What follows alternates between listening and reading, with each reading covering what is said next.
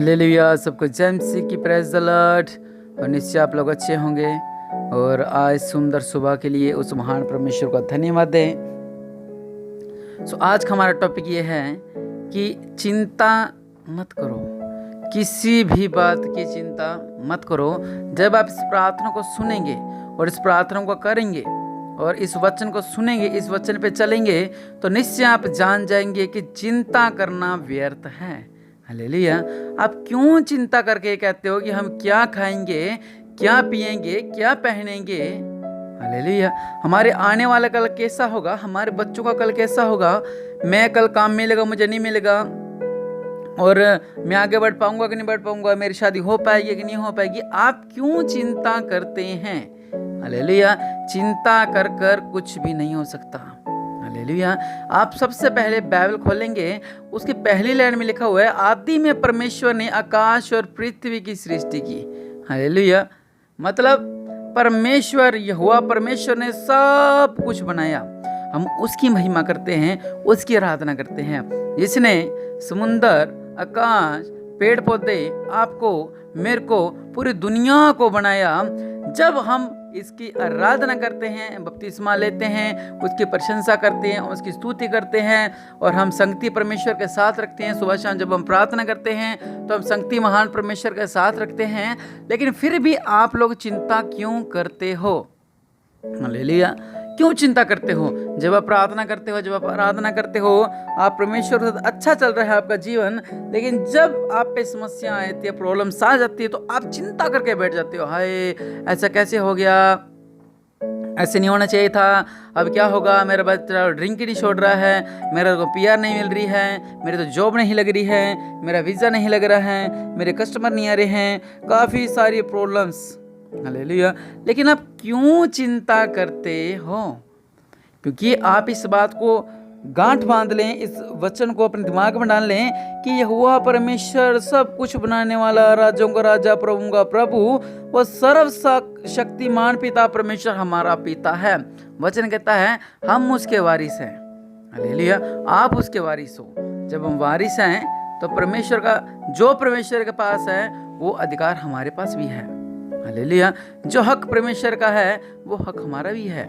लेकिन उस हक को पाने के लिए और उस उपाधि को पाने के लिए हमें परमेश्वर के संगी वारिस बनना है। मीन्स कि परमेश्वर के साथ चलना है, ताकि हम परमेश्वर के साथ अपने रिश्तों को मजबूत कर सकें और परमेश्वर हमारे साथ चल सके।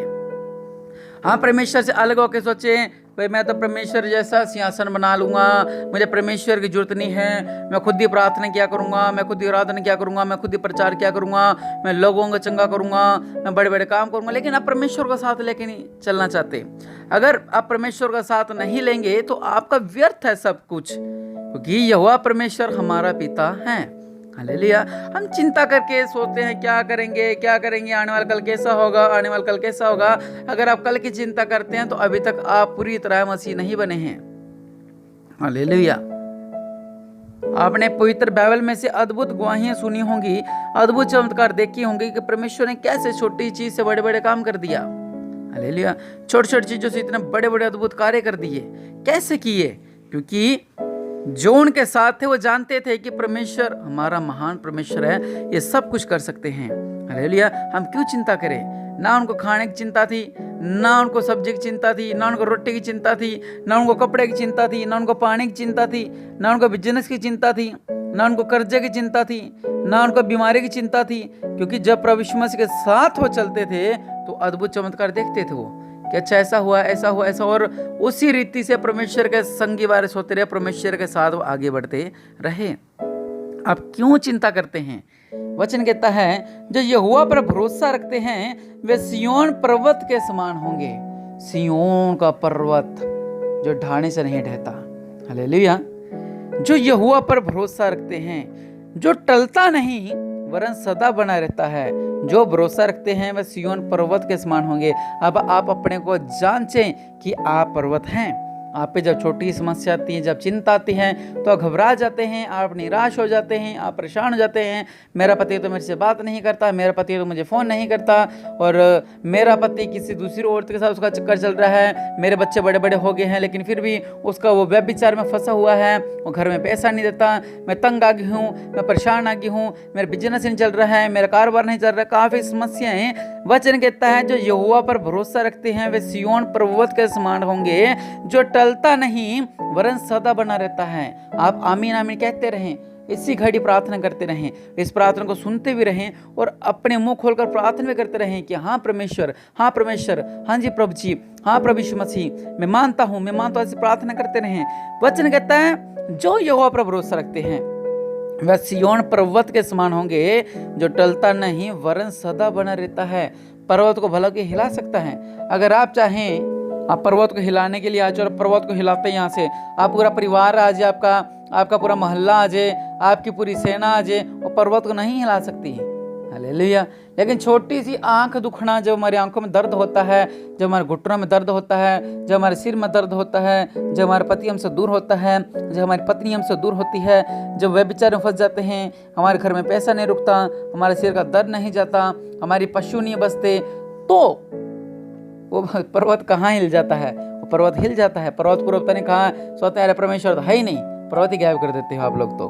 हालेलुया। आप इस बात को ध्यान से समझे। मैं प्रोफेट सुमंदी बिशप अमरदीप मिनिस्ट्री के द्वारा आपसे कहता है कि जो यहोवा पर भरोसा रखता है वह सिय्योन पर्वत के समान होगा। अब आप अपने आप को आंखें बंद करें और अपने आप को जांचें कि आप पर्वत की तरह हैं या आप छोटे से बाल की तरह हैं, कि जब हवा आती है वो राइट हो जाता है, जब हवा आती है वो लेफ्ट हो जाता है। हालेलुया। नहीं, आप उस चट्टान की तरह बने जिसको आंधी तूफान बाढ़ें कोई ना हिला सके। हालेलुया। अब आप अपने आप को जांचें कि आप क्यों चिंता करते हैं। हालेलुया। अपने हाथ तक उठाकर प्रार्थना करें, मेरे पिता परमेश्वर प्रभु जी, ये क्यों चिंता करते हैं मेरे पिता? ये भूल चुके हैं कि ये उस महान परमेश्वर के संतान है जो जमीन आसमान का मालिक है, जो सब कुछ बनाने वाला है, जो सिय्योन पर्वत का जो सबसे महान परमेश्वर है, जो राज्यों का राजा है, जो प्रभुओं का प्रभु है, जो जिसके नाम से मुर्दे जिंदा होते हैं, जिसके नाम से अंधे देखते हैं, प्रभु यीशु मसीह के नाम से बड़े बड़े पहाड़ हिट जाते हैं। हालेलुया। तो आप क्यों चिंता करते हैं छोटी सी बात को लेकर? इसीलिए अपनी चिंता ना करें, अपना बोझ उस महान परमेश्वर को ऊपर डालें और चिंता को छोड़ दें, चिंता को छोड़ दें, चिंता मन से चिंता को निकाल दें और कहें प्रभु जी मैं आपका हूँ। मेरे पिता, आज से हम विश्वास करते हैं कि प्रभु इस वचन के द्वारा हम मोटिवेट हो रहे हैं, इस वचन के द्वारा हमें शक्ति मिल रही है, इस वचन के द्वारा हम मजबूत हो रहे हैं कि हम उस महान परमेश्वर के संतान हैं जो जमीन आसमान का मालिक है। हम उस महान परमेश्वर के बेटे बेटियां हैं जिसने सब कुछ बनाया है और हम उसके वारिस हैं, हम उसके संतान हैं, वो हमारा पिता है।